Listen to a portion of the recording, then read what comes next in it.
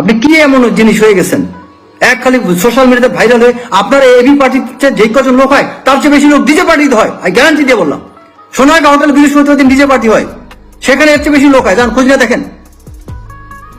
AB party নিয়ে আসছেন আপনি। আমার এলাকায় আসেন, দেখেন আপনার আমার এলাকাতে এবি পার্টির অস্তিত্বই নেই। বাংলাদেশে কয়টা জায়গায় আপনার পার্টি আছে বলেন? সোশ্যাল মিডিয়া ছাড়া আপনাকে কোথায় কোন জায়গায় কি আছে? আপনার সাথে আমি ওপেন, আপনি কোন টপিক না, আপনি একটা যে কোনো বইয়ের কোরআন শরীফের কোনো আয়াত তর্জমা করবেন, আপনার যদি ভালো করতে না পারি আমি ইসলাম ত্যাগ করব। সীমার বাইরে আপনি কথা বলবেন না। আপনি যথেষ্ট সীমা লঙ্ঘন করেছেন।